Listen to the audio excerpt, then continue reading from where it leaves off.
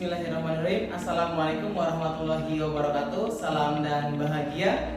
Saya Nasrul Arifin, CGP Angkatan 11 dari SMA Negeri 12 Pandeglang. Pada kali ini saya akan melakukan diseminasi untuk modul 1.4 terkait budaya positif di sekolah. Yaitu materi yang akan saya sampaikan yaitu tentang disiplin positif, motivasi perilaku manusia, kemudian perbedaan hukuman, konsekuensi dan juga restitusi. Dan ada juga keyakinan kelas, kebutuhan dasar manusia, 5 kontrol posisi guru, dan juga segitiga restitusi. Terima kasih. Assalamualaikum warahmatullahi wabarakatuh.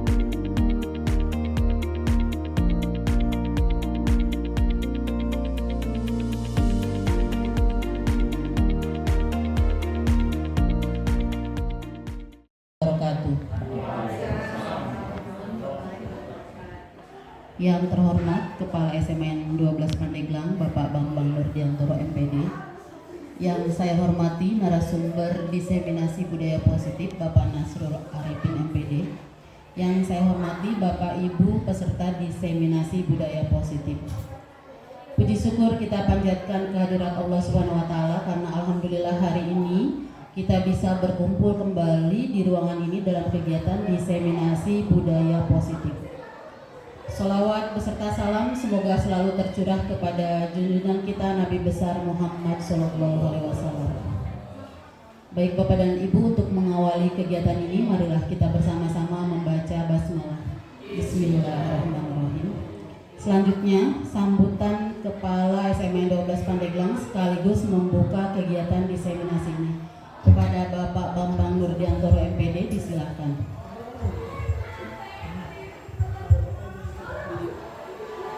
Assalamualaikum warahmatullahi wabarakatuh. SMA Negeri 12 Pandeglang yang kami hormati narasumber kegiatan ini yaitu Bapak Nasrul Arifin MPD yang mempunyai kewajiban untuk melaksanakan diseminasi sebagai calon guru penggerak. Kami berharap kegiatan ini bisa menginspirasi teman-teman yang lain. Bismillahirrahmanirrahim. Kegiatan diseminasi budaya positif aksi nyata modul 1.4 oleh Bapak Nasrul Arifin MPD secara resmi saya nyatakan dibuka. Baik Bapak Ibu, terima kasih. Wabarakatuh. Semangat pagi.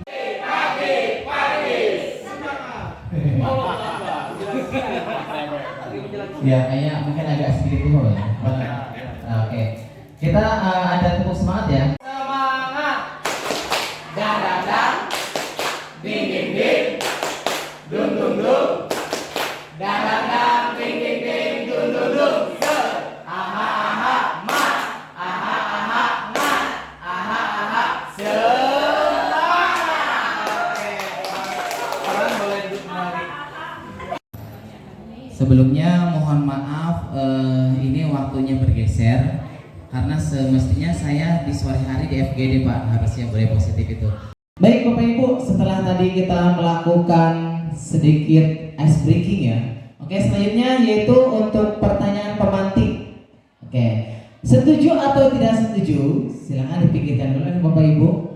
Hukuman dapat mendisiplinkan anak, itu yang pertama. Yang kedua, pemberian hukuman dengan hal positif seperti membaca atau membersihkan halaman dapat meningkatkan disiplin anak. Pertanyaan yang ketiga, Memberi penghargaan dapat meningkatkan motivasi belajar. Silakan Bapak Ibu beri tanggapannya. Silakan. Benar tidak? Setuju tidak kalau hukuman itu dapat mendisiplinkan anak?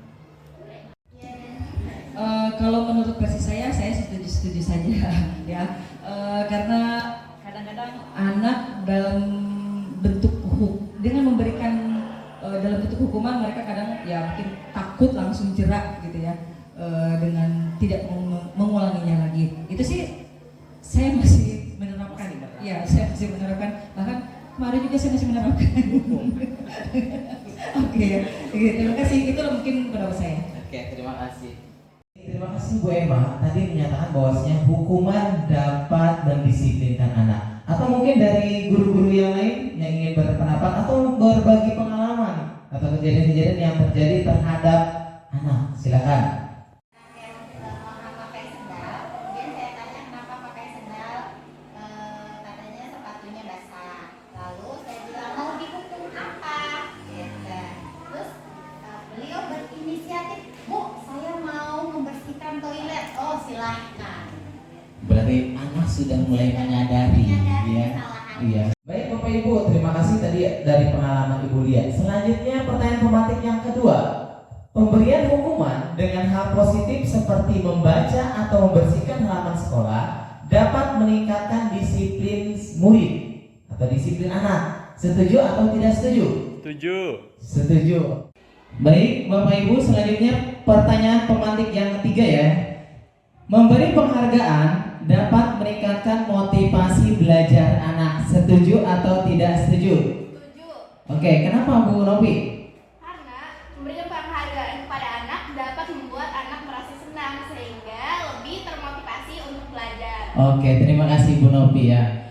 Oke, tadi menurut Bu Novi bahwasanya ketika kita memberikan penghargaan anak justru lebih semangat ya belajarnya ya, dibandingkan yang biasa-biasa saja gitu ya. Oke Bapak Ibu, terima kasih. Tadi pertanyaan pemantik 3 soal sudah terjawab dengan baik. Tadi sudah diwakili oleh Bu Emma, Bu Lia, dan juga ada Bu Novi. Terima kasih. Kita lanjut ke slide selanjutnya. Selanjutnya yaitu terkait konsep utama budaya positif. Nah, ini akan kita bahas untuk hari ini. Yang pertama yaitu perubahan paradigma baru. Yang kedua disiplin positif. Yang ketiga motivasi perilaku manusia. Yang keempat keyakinan kelas. Kemudian kebutuhan dasar manusia. Kemudian 5 posisi kontrol guru, dan yang terakhir adalah segitiga restitusi. Di sini kita akan membahas bagaimana sih caranya menangani para siswa atau murid kita ketika mereka berbuat kesalahan. Seperti itu. Oke, baik. Selanjutnya tentang pembelajaran. Yang pertama itu tentang pembelajaran dengan paradigma baru. Pembelajaran dengan paradigma baru. Nah, pembelajaran dengan paradigma baru dirancang berdasarkan prinsip pembelajaran yang berdiferensiasi sehingga setiap siswa belajar sesuai dengan kebutuhannya dari tahap perkembangannya untuk mewujudkan profil pelajar Pancasila. Bapak Ibu mungkin sudah tahu apa itu pembelajaran berdiferensiasi, yaitu pembelajaran yang berpihak pada murid, di mana kita memenuhi kebutuhan belajar anak. Ya, karena kita tahu bahwasanya anak itu lahir dan tumbuh dengan bakat yang berbeda-beda, termasuk dengan gaya belajar mereka juga yang mungkin berbeda. Yaitu profil pelajar Pancasila ini semuanya sudah hafal ya, Bapak Ibu semuanya sudah hafal karena kita menggunakan kurikulum mereka. Pelajar Pancasila beriman dan bertakwa pada Tuhan Yang Esa, kemudian berakhlak mulia, berkebinekaan global, gotong royong mandiri, kreatif, dan bernalar kritis. Oke, betul sekali. Selanjutnya kita akan berkenalan dengan disiplin positif. Dalam budaya kita, makna kata disiplin dimaknai menjadi sesuatu yang dilakukan seseorang pada orang lain untuk mendapatkan kepatuhan. Kemudian kita cenderung menghubungkan kata disiplin dengan disiplin diri, sehingga mereka bisa berperilaku dengan mengacu pada nilai-nilai kebajikan universal. Selanjutnya motivasi perilaku manusia. Nah, ini ada motivasi ekstrinsik, mereka inginkan dan menghargai sendiri dengan nilai-nilai yang mereka percayai. Jadi sadar bahwasanya ketika anak melakukan disiplin positif itu merupakan kebutuhan diri. Selanjutnya motivasi perilaku manusia, yaitu motivasi intrinsik. Untuk menjadi orang yang mereka inginkan dan menghargai diri sendiri dengan nilai-nilai yang mereka percayai, sebaiknya menghindari pemberian hukuman atau hadiah berlebih untuk meminimalisir motivasi eksternal dari dalam diri murid. Jadi usahakan motivasi itu muncul dari diri mereka sendiri, bukan karena imbalan atau karena pujian, tetapi memang itu merupakan suatu kebutuhan dan tanggung jawab bagi mereka. Bahwa penghargaan berlaku sama dengan hukuman. Dalam artian meminta atau membujuk seseorang melakukan sesuatu untuk memenuhi. Penghargaan justru menurunkan kualitas. Biasanya ini adanya ketergantungan. Jadi kualitas anak berkurang. Kemudian penghargaan mematikan kreativitas. Jadi malas lagi kalau. Selanjutnya bentuk penghargaan kebajikan atau yang kita sebut dengan apresiasi. Dalam memberikan apresiasi atau pengakuan perlu diingat beberapa hal. Yang pertama, beri pengakuan secara khusus. Kemudian beri pengakuan secara pribadi, beri pengakuan kepada semua murid secara bergantian, dan beri pengakuan secara konsisten serta fokus pada proses. Nah, kalau misalnya ada siswa yang misalkan di mata pelajaran matematika ternyata dia kurang bisa menghitung, atau ternyata dia bisa dalam menggambar, ternyata dia bagus gitu ya. Jadi berikan apresiasi. Oh, ketika dia membuat lingkaran atau ketika dia membuat bangun ruang, ternyata kita berikan pujian kepadanya. Oh, ternyata kamu berbakatnya di menggambar. Biar dia termotivasi untuk terus belajar matematika.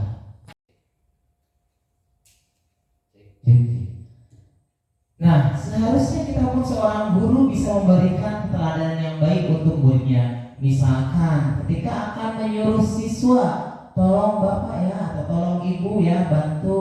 Nah, ketika kita sesudahnya kita mengucapkan terima kasih sudah membantu bapak atau sudah membantu ibu. Oke, selanjutnya yaitu perbedaan hukuman dan konsekuensi. Bapak ibu silakan nanti pilih apakah ini termasuk hukuman ataukah konsekuensi. Yang pertama, mencatat 100 kali di dalam buku, yaitu kalimat saya tidak akan terlambat lagi karena terlambat ke sekolah. Kemudian lari mengelilingi lapangan basket 2 kali karena terlambat hadir di sekolah. Itu konsekuensi atau hukuman. Kemudian murid diminta untuk push up 15 kali karena tidak menggunakan masker ke sekolah. Kemudian menggantikan kertas tugas teman yang telah dicoret-coret.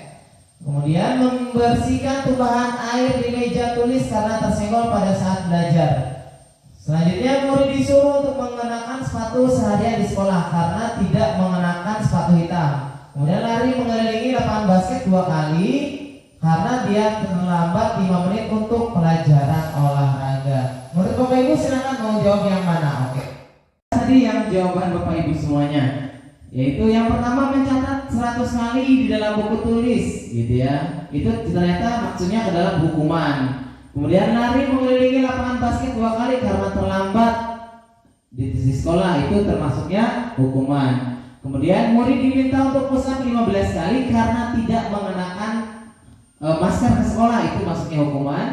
Kemudian menggantikan kemudian yaitu perbedaan hukuman dan konsekuensi. Nah, kita akan bedakan apakah perilaku yang kita lakukan terhadap murid itu masuknya hukuman atau konsekuensi.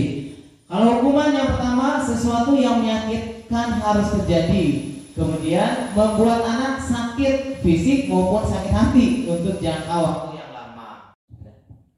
Oke, selanjutnya Bapak Ibu kita akan bedakan apa itu hukuman, konsekuensi, dan restitusi. Ya. Yang pertama yaitu sesuatu yang menyakitkan harus terjadi, itu adalah hukuman. Sedangkan konsekuensi itu sesuatu harus terjadi. Kalau restitusi, yaitu restitusi merupakan pilihan. Selanjutnya, ketika kita melakukan hukuman, maka akan merasakan tidak nyaman untuk murid atau anak untuk jangka waktu yang panjang. Sedangkan konsekuensi tidak nyaman untuk murid untuk jangka waktu yang pendek, Bapak Ibu. Selanjutnya kalau restitusi itu menguatkan untuk murid dalam jangka waktu yang panjang ya. Selanjutnya, korban mendapatkan keadilan kalau kita berikan hukuman. Sedangkan kalau konsekuensi, murid dibuat tidak nyaman ternyata. Dan kalau restitusi, yaitu murid mendapatkan penguatan. Karena kalau dalam restitusi itu kita ada yang namanya validasi identitas gitu ya. Ada validasi dulu, kemudian setelah itu baru adanya keyakinan. Kemudian perilaku agresif, pasif agresif itu pada hukuman. Kalau pada konsekuensi, yaitu penguatan hanya bertahan dalam jangka waktu yang pendek. Dan pada restitusi masalahnya terpecahkan. Karena kalau dalam restitusi nanti kita mengusahakan anak yang berbuat masalah, anak menyadari masalah itu, kemudian anak pula yang akan nanti mencari solusinya. Selanjutnya kita lihat perbedaan hukuman, konsekuensi, dan restitusi yang selanjutnya, yaitu sistem tidak akan berjalan bila murid tidak takut. Jadi kalau dalam hukuman itu siswa harus merasa takut gitu ya, baru nanti dia akan melakukan disiplin, gitu, patuh. Sedangkan konsekuensi memerlukan monitoring dan supervisi terus-menerus dari guru. Dan pada saat restitusi, murid belajar bertanggung jawab untuk perilakunya. Ya, Bapak Ibu, itu tadi beberapa hal perbedaan antara hukuman, konsekuensi, dan restitusi. Selanjutnya, apa itu restitusi? Restitusi adalah proses menciptakan kondisi bagi murid untuk memperbaiki kesalahan mereka, sehingga mereka bisa kembali pada kelompok mereka dengan karakter yang lebih kuat. Restitusi juga merupakan proses kolaboratif yang mengajarkan murid untuk mencari solusi untuk masalahnya sendiri dan membantu murid berpikir tentang orang seperti apa yang mereka ingin menjadi atau tujuan mulianya, dan bagaimana mereka harus mempertahankan orang lain atau memperlakukan orang lain gitu ya. Itu adalah restitusi. Baik Bapak Ibu, selanjutnya adalah 9 ciri-ciri restitusi. Yang pertama, bukan untuk menebus kesalahan, namun untuk belajar dari kesalahan. Yang kedua, memperbaiki hubungan. Kemudian tawaran, bukan lagi paksaan. Kemudian restitusi menuntun untuk melihat ke dalam diri. Restitusi mencari kebutuhan dasar yang mendasari tindakan. Kenapa tindakan ini bisa terjadi? Apa yang melatar belakangi sampai siswa berlaku seperti ini atau berperilaku buruk gitu ya. Kemudian restitusi diri adalah cara yang paling baik. Restitusi fokus pada karakter bukan tindakan ya. Jadi kalau restitusi itu fokusnya pada karakter bukan tindakan. Restitusi fokus pada solusi. Jadi tujuan adanya restitusi untuk mencari solusi terbaik apa yang harus dilakukan gitu ya. Kemudian restitusi mengembalikan murid yang hebat. Kemudian restitusi mengembalikan murid yang berbuat salah pada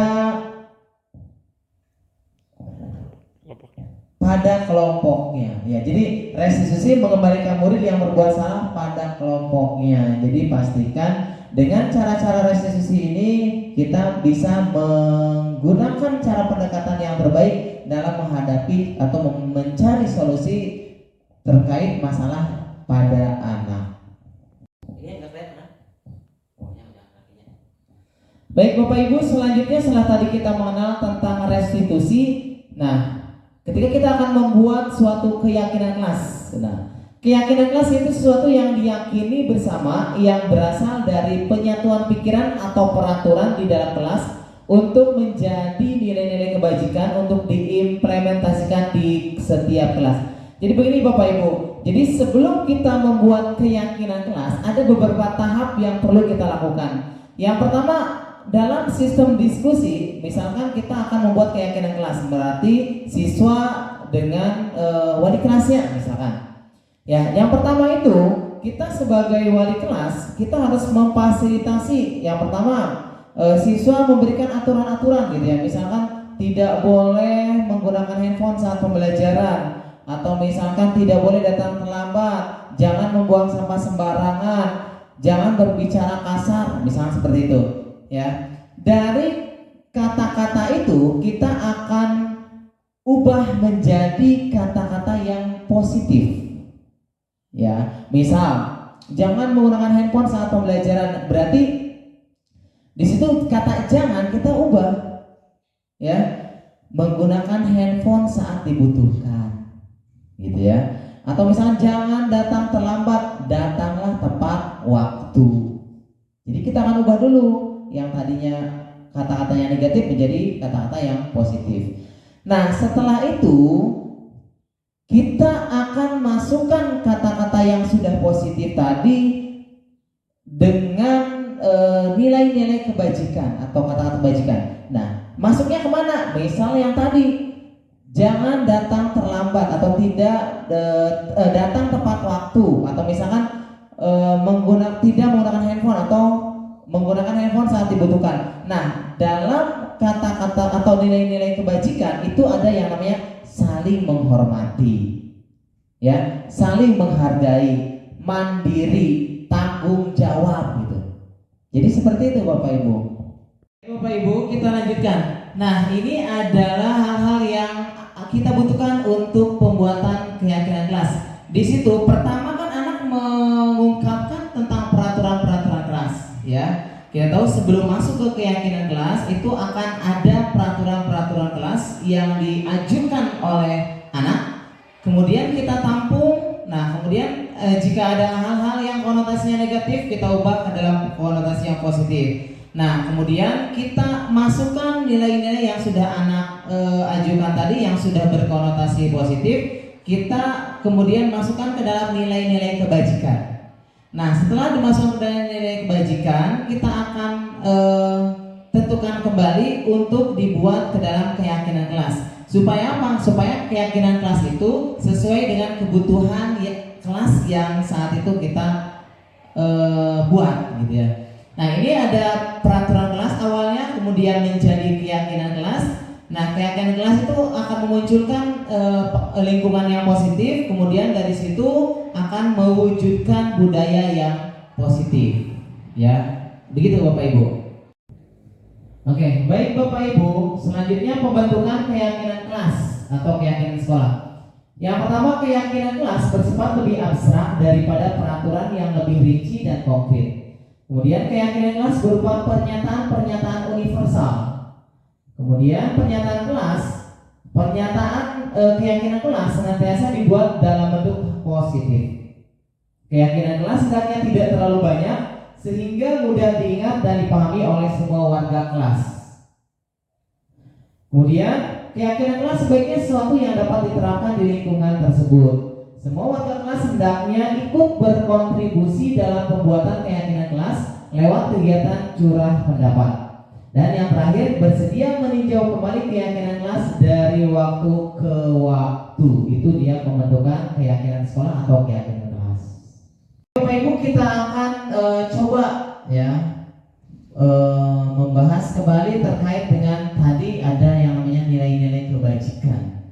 Nah, bedanya peraturan dengan keyakinan kelas Bapak Ibu, yang pertama nih, misalnya kalau peraturan itu selalu kembalikan buku ke tempatnya, dilarang mengganggu orang lain, hadir di sekolah 15 menit sebelum pembelajaran dimulai, dilarang melakukan kekerasan, kemudian dilarang menggunakan narkoba, bergantian atau menunggu giliran, kemudian ada juga menggunakan masker, ya.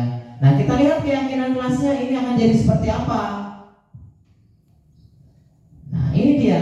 Kalau bentuknya dia keyakinan kelas, karena sudah kata-katanya sudah diubah ke dalam nilai-nilai kebajikan. Yang pertama, selalu kembalikan buku ke tempatnya, itu masuknya adalah tanggung jawab. Jadi tidak lagi nanti dalam keyakinan kelas itu selalu kembalikan buku ke tempatnya. Jadi langsung saja tanggung jawab. Jadi udah tanggung jawab itu udah memenuhi yang lainnya juga. Ya, melaksanakan tugas tepat waktu, ya, mengumpulkan PR misalkan, ya, mengerjakan piket di waktunya atau sesuai dengan jadwal, itu sudah masuk tanggung jawab. Kemudian kata-kata dilarang mengganggu orang lain, itu dalam keyakinan kelas itu menjadi menghormati orang lain. Hadir di sekolah 15 menit sebelum pembelajaran dimulai itu masuknya ke menghormati orang lain dan berkomitmen. Dilarang melakukan kekerasan itu masuknya ke dalam keyakinan kelas menjadi keselamatan dan menghormati orang lain. Kemudian dilarang menggunakan narkoba itu masuknya ke kesehatan, termasuk tadi menggunakan masker gitu ya, atau menggunakan helm mungkin gitu ya kalau di luar. Selanjutnya bergantian atau menunggu giliran itu masuknya dalam keyakinan kelas menghormati orang lain dan bersabar. Ya, di situ. Oke, itu tadi perbedaan antara peraturan dan keyakinan kelas. Kemudian selanjutnya yaitu kebutuhan dasar manusia. Nah, nanti di sini kita akan belajar mengenai apa sih yang melatar belakangi tindakan para siswa itu ya. Oke, kita akan pahami juga di sini kebutuhan dasar manusia, yaitu seluruh tindakan manusia memiliki tujuan tertentu. Semua yang kita lakukan adalah usaha yang terbaik untuk mendapatkan apa yang kita inginkan. Ketika kita mendapatkan apa yang kita inginkan, sebetulnya saat itu kita sedang memenuhi satu atau lebih dari satu kebutuhan dasar kita. Apa saja kebutuhan dasar manusia itu yang semuanya ingin dipenuhi untuk memenuhi kebutuhan hidup. Yang pertama yaitu bertahan hidup. Yang kedua kasih sayang dan rasa diterima. Yang ketiga penguasaan. Yang keempat kebebasan. Dan yang kelima kesenangan. Baik, kita akan bahas satu-satu. Terkait kebutuhan dasar manusia, yang pertama adalah bertahan hidup. Oke, yang dibutuhkan yaitu yang pertama kesehatan. Kita tahu bahwa kita sebagai manusia untuk melakukan aktivitas atau segala aktivitas kita butuh jiwa yang sehat, raga yang sehat, supaya segala aktivitas bisa berjalan dengan lancar. Kemudian yang kedua tempat tinggal. Jelas bahwasanya kita sebagai manusia pasti butuh yang namanya tempat tinggal untuk tempat kita bernaung supaya tidak kehujanan, supaya kita tidak kepanasan. Kemudian untuk membentuk sebuah rumah tangga gitu ya. Kemudian yang selanjutnya adalah makan dan minum. Jelas ya bahwasanya kita sebagai manusia butuh yang namanya makan dan minum untuk kelangsungan hidup. Yang keempat adalah reproduksi dan yang kelima adalah rasa aman. Kita sebagai manusia ingin hidup aman, ingin hidup damai, tidak ada yang mengusik, tidak ada yang mengganggu, supaya kehidupan kita bisa berjalan normal. Ya. Untuk yang selanjutnya kebutuhan dasar yaitu kasih sayang dan rasa diterima. Kasih sayang ini bisa kita peroleh dari hubungan sosial, saling menghormati, saling menghargai, saling peduli, saling empati, gitu ya. Kemudian mendapatkan kasih sayang, kita ingin selalu diperhatikan, kita butuh kasih sayang, kita butuh tempat untuk curhat, kita butuh tempat untuk kita butuh orang untuk menyelesaikan masalah, gitu ya. Kemudian yang selanjutnya adalah diakui suatu kelompok, ya jelas bahwa kebutuhan dasar manusia salah satunya adalah diakui di suatu kelompok. Ya, kita akan merasa aman, merasa nyaman, merasa disayangi ketika kita hidup dalam sebuah kelompok dan kita merasa dibutuhkan, kita bermanfaat untuk mereka. Selanjutnya yaitu penguasaan. Nah, kebutuhan dasar manusia yang berkaitan dengan penguasaan yaitu pencapaian sesuatu, yaitu menjadi kompeten dan kemampuan yang diakui. Kita tahu kita ingin dihargai karena kita punya kemampuan, kita punya potensi, gitu ya. Kita juga ingin dianggap oleh orang lain. Ya. Selanjutnya kebutuhan dasar manusia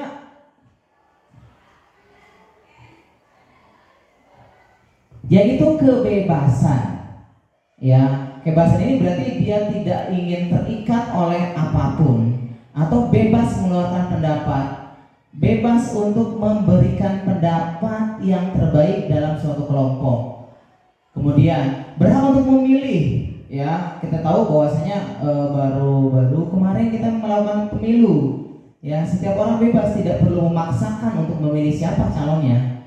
Ya, karena itu hak mereka, hak setiap orang untuk berpendapat. Kemudian kemandirian, senang mencoba hal baru. Ya, jangan salah ketika kita melihat anak bagaimana cara penyelesaian misalkan matematika, bagaimana cara penyelesaian dia belum menggunakan yang disuruh oleh gurunya, tapi dia menggunakan cara yang baru atau cara yang dia dapat dari YouTube misalkan ya, atau dari dunia maya cara penyelesaiannya itu perlu kita hargai juga. Karena ada hak kebebasan anak di situ, ya. Kemudian kalau misalnya ada berpendapat, iya silakan berikan mereka kebebasan untuk berpendapat. Selanjutnya adalah kesenangan. Ini adalah kebutuhan dasar manusia. Kesenangan, setiap orang ingin senang, ingin bahagia, ingin menikmati hidupnya, ingin hidupnya aman, ingin hidupnya nyaman. Bapak Ibu, selanjutnya adalah 5 posisi kontrol guru. Oke, yang pertama yaitu penghukum, yang kedua teman, yang ketiga pembuat rasa bersalah, yang keempat pemantau, dan yang kelima adalah manajer. Oke, posisi guru sebagai penghukum dengan nada suara tinggi, bahasa tubuh, mata melotot, dan jari menunjuk menghardik. Nah, ini kebiasaan mungkin para guru yang memiliki kebiasaan sebagai posisi kontrolnya sebagai penghukum. Ya, pertanyaannya biasanya seperti ini. Terlambat lagi, pasti terlambat lagi. Selalu datang terlambat, kapan bisa datang tepat waktu? Tanyakan kepada diri Anda. Wah, itu ya, galak sekali biasanya yang tipe guru yang seperti ini. Ya, mudah-mudahan kita tidak termasuk guru yang seperti ini. Baik, untuk yang kedua, ini tipe guru dengan kontrol pembuat merasa bersalah. Kasihan ibu dong, kasihan bapak. Nanti kalau misalnya kamu tidak mengerjakan tugas, ibu dimarahi atau bapak dimarahi oleh kepala sekolah, misalkan seperti itu. Ya, atau wali kelas, tolong jangan terlambat lagi datang ke sekolahnya, nanti kamu masuk BK gitu, gitu ya. Nah, pembuat merasa bersalah ini nada suara memelas, halus, sedih bahkan gitu ya. Bahasa tubuhnya merapat pada anak. Iya, biasanya ingin mendapat iba dari anak gitu ya. Bagaimana caranya supaya anak itu merasa bersalah dan tidak mengulangi perbuatannya. Ya, oke. Selanjutnya ini kontrol guru sebagai teman. Ini mungkin banyak bapak ibu. Ya, ada siapa Pak Ahmad ya. Biasanya Pak Ahmad ini kontrolnya sebagai teman, dekat sekali dengan temannya ya. Tapi jangan sampai temannya itu justru merasa itu adalah temannya gitu. Jangan sampai siswa itu merasa dia guru tapi jadi temannya, jadi akhirnya kebablasan. Kasarnya jadi ngeluncak gitu ya. Oke, ini yang sebagai teman ada suaranya ramah, akrab, bercanda gitu ya. Kemudian bahasa tubuhnya merapat pada murid, mata dan senyumnya dia jenaka. Ya memang kalau tipikal yang seperti ini nih biasanya memang dekat dengan murid, biasanya jadi tempat curhat bahkan kalau murid-muridnya. Ya, jadi pastikan kalau guru yang seperti ini juga jangan sampai kebablasan ya. Meskipun kita mungkin sebagai guru menganggap murid itu sebagai teman, tetapi jangan sampai murid juga menganggap kita teman gitu, teman bahkan soulmate gitu. Wah, itu jangan, nantinya bermasalah. Oke, yang selanjutnya kontrol guru sebagai pemantau. Wah, ini kayak mata-mata ini ya. Kayak mata-mata. Di sini lihat, untuk memantau nada suaranya datar, bahasa tubuhnya yang formal. Ini yang memata-matai. Ini contohnya nih kalau guru, "Adi, tahukah kamu jam berapa kita mau mulai?" "Tahu Pak," gitu ya. "Kamu terlambat 15 menit. Apakah kamu sudah mengerti konsekuensi yang harus dilakukan bila terlambat?" Ini selalu memantau, mencari-cari kesalahan. Jangan sampai Bapak Ibu ketika kita sadar kita sebagai pemantau, jangan sampai kita juga luput dari kebaikan atau dari perilaku anak yang justru positif sebenarnya, tetapi luput atau hilang karena dia berbuat salah. Ya, jadi kita juga meskipun di sini tipikalnya pemantau, tapi kita juga yang objektif gitu. Ketika memang anak dia berbuat salah, oke, kita berikan konsekuensi misalkan, ya, atau misalkan ingatkan pada keyakinan gitu. Jangan sampai ketika dia sekali berbuat kesalahan itu seperti masalahnya yang paling besar dan itu kayaknya sering sekali dilakukan oleh anak ya, padahal itu mungkin baru pertama kali ya. Oke, yang selanjutnya kontrol dulu sebagai manajer. Ini yang idealnya, yang ideal sekali. Kenapa? Dia guru yang seperti ini akan selain sebagai mungkin bertindak sebagai teman gitu ya. Ya, kemudian sebagai dia juga pemantau, tapi memang guru yang ini dia paling objektif ketika melihat anak bermasalah. Ya, ketika anak bermasalah. Kenapa? Karena nanti dia melakukan 3 hal. Ya, melakukan 3 hal yang ada nanti di restitusi. Nanti saya bahas kesananya. Ya, jadi pastikan ini yang paling ideal itu adalah guru sebagai manajer. Ya, sebagai manajer gitu ya. Jadi dia nyaman buat murid, tapi aman juga buat dirinya gitu ya. Jadi seperti itu. Bapak Ibu, selanjutnya adalah 5 posisi kontrol guru. Oke, yang pertama yaitu penghukum, yang kedua teman, yang ketiga pembuat rasa bersalah, yang keempat pemantau, dan yang kelima adalah manajer. Oke, posisi guru sebagai penghukum. Dengan nada suara tinggi, bahasa tubuh, mata melotot, dan jari menunjuk menghardik. Nah, ini kebiasaan mungkin para guru yang memiliki kebiasaan sebagai posisi kontrolnya sebagai penghukum. Ya, pertanyaannya biasanya seperti ini. Terlambat lagi, pasti terlambat lagi. Selalu datang terlambat, kapan bisa datang tepat waktu? Tanyakan kepada diri Anda. Wah, itu ya, galak sekali biasanya yang tipe guru yang seperti ini. Ya, mudah-mudahan kita tidak termasuk guru yang seperti ini. Baik, untuk yang kedua, ini tipe guru dengan kontrol pembuat merasa bersalah. Kasihan ibu dong, kasihan bapak. Nanti kalau misalnya kamu tidak mengerjakan tugas, ibu dimarahi atau bapak dimarahi oleh kepala sekolah, misalkan seperti itu. Ya, atau wali kelas, tolong jangan terlambat lagi datang ke sekolahnya, nanti kamu masuk BK gitu, gitu ya. Nah, pembuat merasa bersalah ini nada suara memelas, halus, sedih bahkan gitu ya. Bahasa tubuhnya merapat pada anak. Ia biasanya ingin mendapat iba dari anak gitu ya. Bagaimana caranya supaya anak itu merasa bersalah dan tidak mengulangi perbuatannya. Ya, oke. Selanjutnya ini kontrol guru sebagai teman. Ini mungkin banyak bapak ibu. Ya, ada siapa? Pak Ahmad ya. Biasanya Pak Ahmad ini kontrolnya sebagai teman, dekat sekali dengan temannya ya. Tapi jangan sampai temannya itu justru merasa itu adalah temannya gitu. Jangan sampai siswa itu merasa dia guru tapi jadi temannya, jadi akhirnya kebablasan. Biasanya anak tuh kadang berlebihan. Nggak mandiri ya? Iya, nggak mandiri juga si anaknya. Terus kayak nih, tenang wae lah, Pak Ahmad ieu bisa ngepikirna. CS, cincai. Nah, kayak gitu tuh. Itu kan kalau kayak gitu. Kalau posisi kita teman dengan siswa itu. Kasarnya jadi ngeluncak gitu ya. Oke, ini yang sebagai teman ada suaranya ramah, akrab, bercanda gitu ya. Kemudian bahasa tubuhnya merapat pada murid, mata dan senyumnya dia jenaka. Ya memang kalau tipikal yang seperti ini nih biasanya memang dekat dengan murid, biasanya jadi tempat curhat bahkan kalau murid-muridnya. Ya, jadi pastikan kalau guru yang seperti ini juga jangan sampai kebablasan ya. Meskipun kita mungkin sebagai guru menganggap murid itu sebagai teman, tetapi jangan sampai murid juga menganggap kita teman gitu, teman bahkan soulmate gitu. Wah, itu jangan, nantinya bermasalah. Oke, yang selanjutnya kontrol guru sebagai pemantau. Wah, ini kayak mata-mata ini ya. Kayak mata-mata. Di sini lihat, untuk memantau nada suaranya datar, bahasa tubuhnya yang formal. Ini yang memata-matai. Ini contohnya nih kalau guru, "Adi, tahukah kamu jam berapa kita mau mulai?" "Tahu, Pak," gitu ya. "Kamu terlambat 15 menit. Apakah kamu sudah mengerti konsekuensi yang harus dilakukan bila terlambat?" Ini selalu memantau, mencari-cari kesalahan. Jangan sampai Bapak Ibu, ketika kita sadar kita sebagai pemantau, jangan sampai kita juga luput dari kebaikan atau dari perilaku anak yang justru positif sebenarnya, tetapi luput atau hilang karena dia berbuat salah.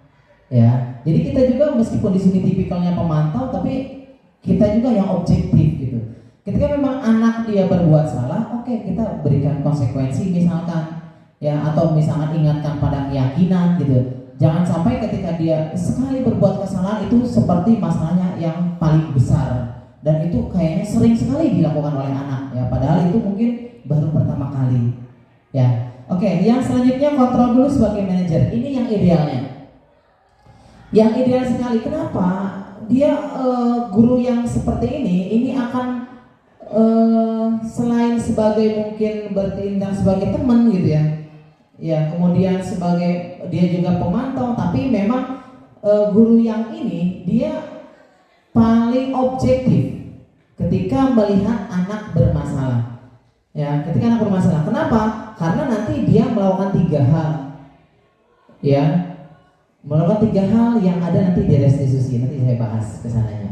Ya, jadi pastikan ini yang paling ideal itu adalah guru sebagai manajer, ya, sebagai manajer gitu ya. Jadi dia nyaman buat murid, tapi aman juga buat dirinya, gitu ya. Jadi seperti itu.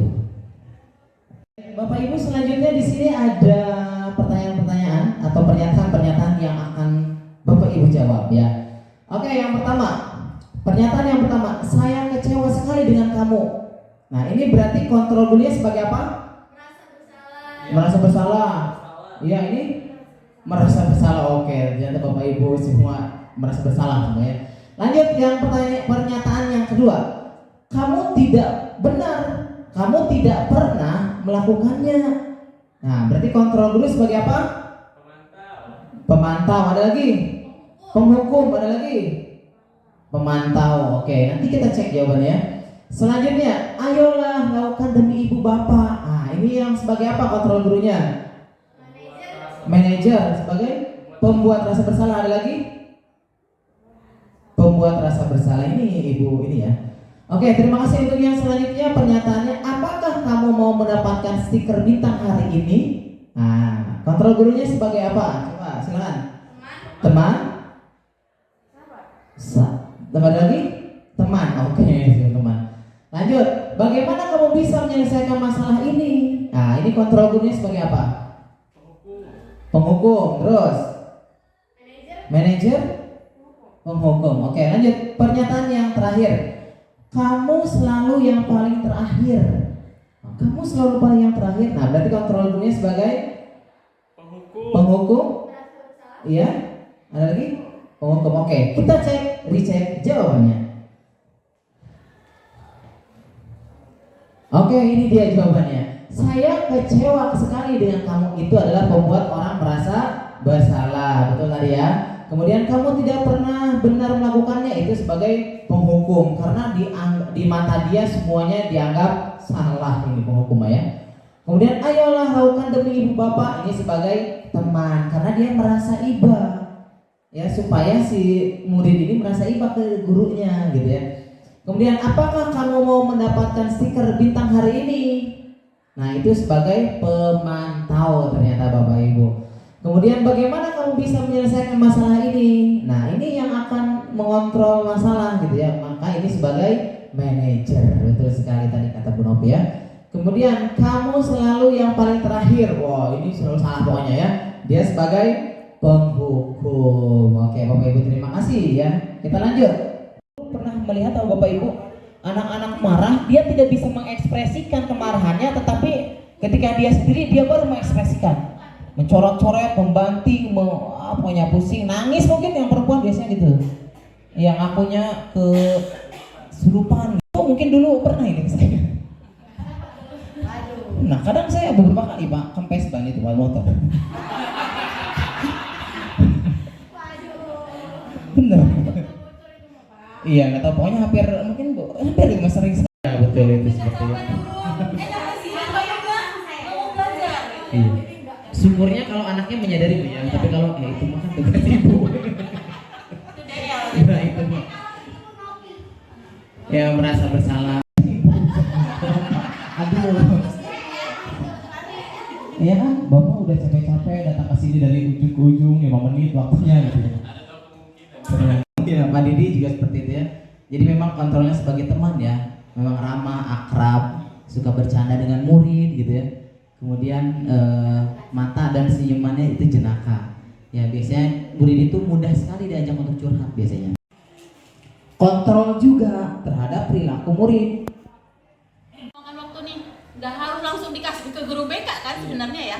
Atasi sendiri dan salah satunya tuh diajak ngobrol gitu. Berarti kita itu memang sebagai guru harus meluangkan waktu untuk ngobrol dengan siswa, untuk tahu permasalahan siswa dan jadi si siswanya itu bisa mencari solusi untuk masalahnya itu.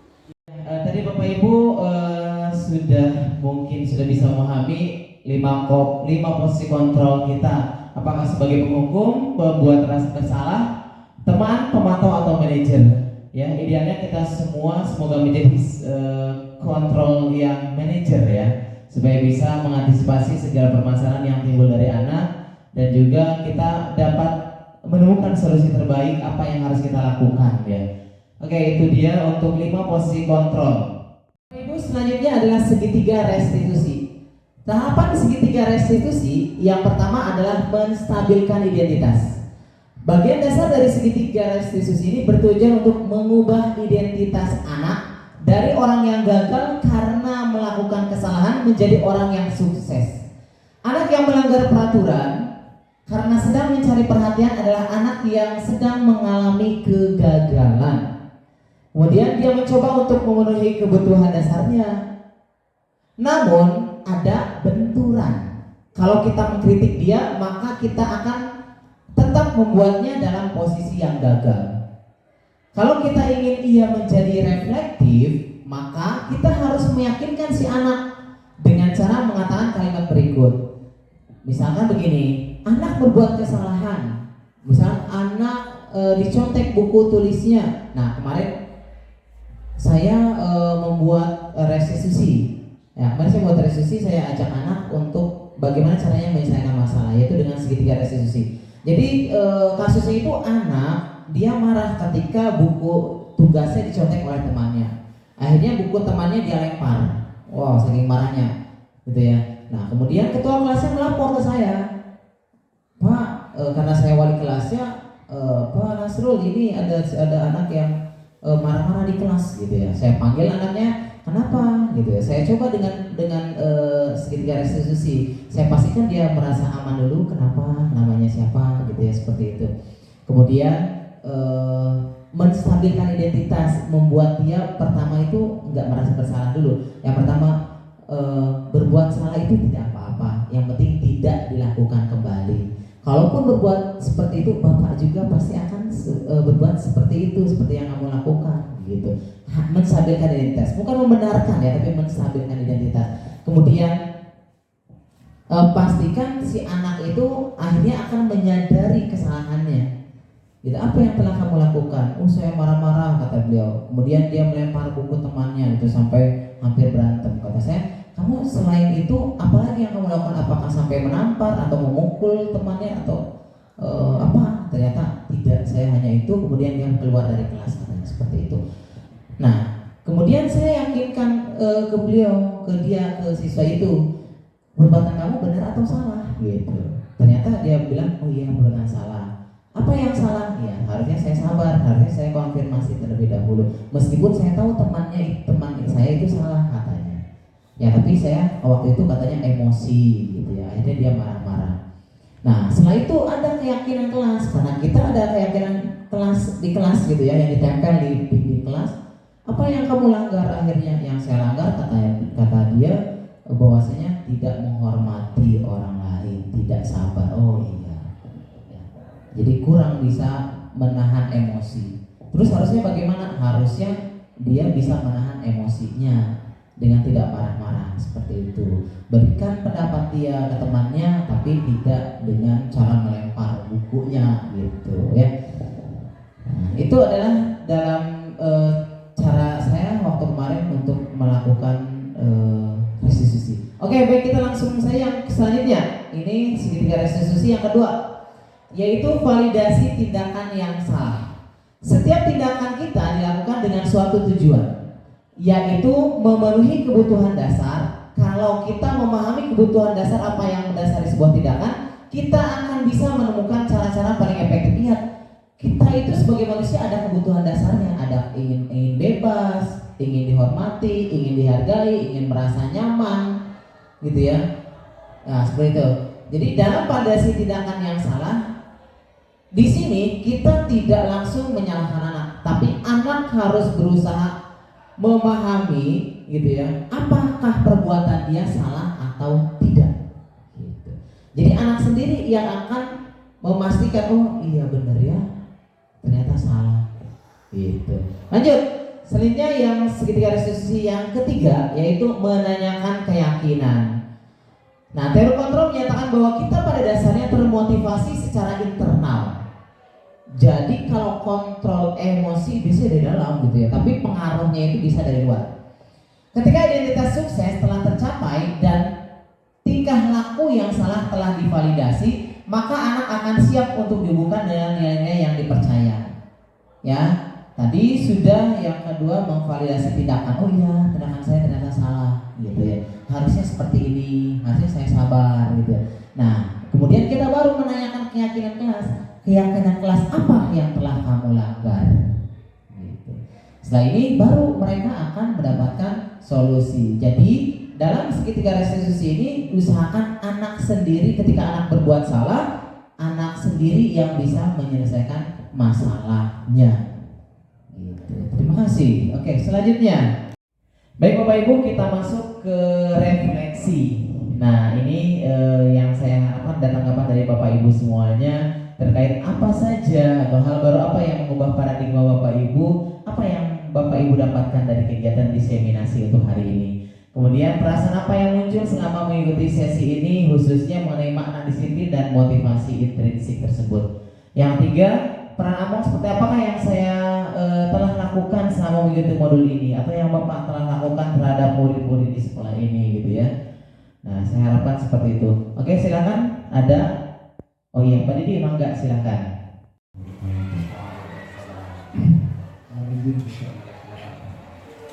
Refleksinya yang pertama ya, hal baru apa yang membuat paradigma saya yang setelah mengikuti kegiatan seminar ini yang saya dapatkan sebelum saya mengikuti kegiatan ini ya, bahwa dalam kegiatan pendisiplinan anak itu diantaranya ya dengan memberikan sanksi, hukuman ya. Ternyata setelah menerima materi diseminasi ini itu ternyata kurang tepat gitu ya, kurang tepat. Justru apa yang kita lakukan selama ini bisa berdampak negatif bagi anak. Ada anak yang down mentalnya, kemudian ada anak yang menjadi pendendam, sakit hati dan lain sebagainya. Nah itu mungkin salah satu yang bisa saya dapatkan ya, bahwa dalam kegiatan pembelajaran sudah sepantasnya kita mulai hari ini untuk merubah paradigma lama kita ke paradigma baru, bahwa anak itu bukan objek hukuman bagi guru-gurunya ketika berbuat salah. Ya, mungkin itu yang pertama. Dan yang kedua, perasaan apa yang muncul selama mengikuti sesi ini luar biasa, sangat menyenangkan, apalagi ada snack. Allah wabarakatuh. Mohon izin Bapak Ibu mungkin menyita waktunya beberapa saat lagi, tapi saya pesan kepada Pak Nasrul, ini seandainya tidak pas untuk dimasukkan ke dalam videonya Pak Nasrul, nanti mohon diedit ataupun di-cut, kami persilakan. Sangat menarik pembelajaran yang atau berbagi pada siang hari ini. Saya akan mencoba menyoroti dua kata dan dua frasa di sini. Kata yang pertama ada berdiferensiasi, yang kedua ada kata bodoh. Kemudian frasa yang pertama ada paradigma baru, dan frasa yang kedua ada hukuman versus konsekuensi. Pertama kita berbicara tentang berdiferensiasi. Different itu artinya berbeda. Di akhir-akhir ini pada program guru penggerak ini kata diferensiasi begitu booming gitu. Sebetulnya kalau saya merasakan sejak saya sekolah dasar itu sebenarnya ada perlakuan pembedaan perlakuan antara siswa yang satu dengan siswa yang lain. Ketika di sekolah dasar dulu biasanya anak-anak yang tadi tidak boleh disebut kata bodoh, kurang pandai atau sebutannya apa yang paling bijaksana, dipanggil oleh Pak Nuryadi ini pasti yang pertama aja, karena dia pengen memberikan perlakuan khusus sehingga ketika dikasih penghargaan dipanggil pertama ini nanti dia bisa memperhatikan sehingga di endingnya nanti dia punya kemampuan yang sama dengan anak yang kemampuan matematikanya sebagai contoh itu lebih baik dibandingkan satu teman ini. Nah, dari contoh itu saya sebetulnya berpendapat berdiferensiasi ini tidak semata-mata terjadi pada sekarang ini saja, tetapi dari dulu sebetulnya ada berdiferensiasi walaupun mungkin dengan penyebutan atau perlakuan yang sedikit berbeda. Itu yang pertama. Kemudian yang kedua, kata bodoh ini yang ingin saya di sini kita tidak boleh mengatakan bahwa siswa itu bodoh. Tuhan menciptakan ciptaannya yang di dunia ini selalu berpasang-pasangan. Kalau ada langit pasti ada bumi, ada laki-laki pasti ada perempuan, ada siang ada malam. Nah, ada pandai ada bodoh. Kemudian yang menjadi sebuah pertanyaan, untuk siapa kata bodoh diciptakan oleh Yang Maha Kuasa ini di dunia ini?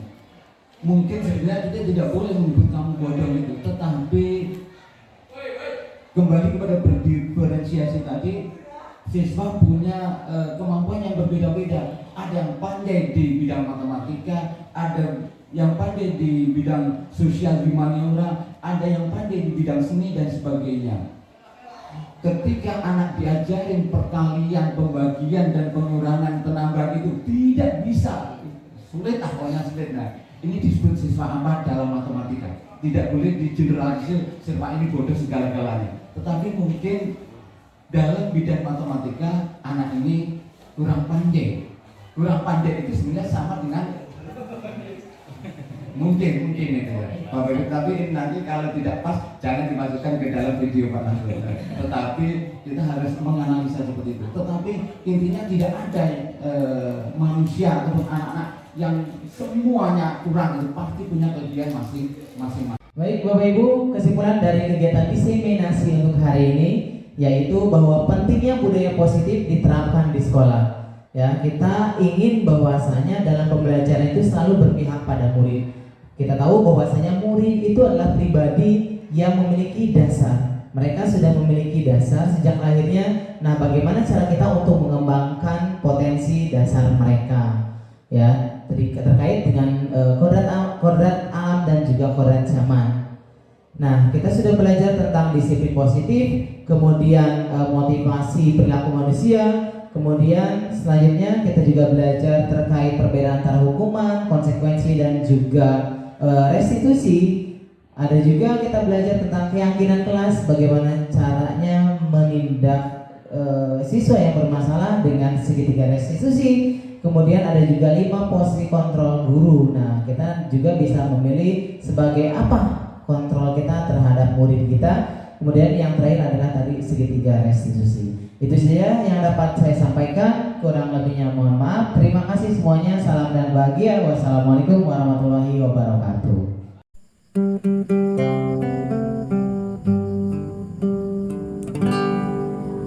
Setiap hari kau berlari kejar mimpi, menata setiap angan menjadi nyata dan pasti. Ku percaya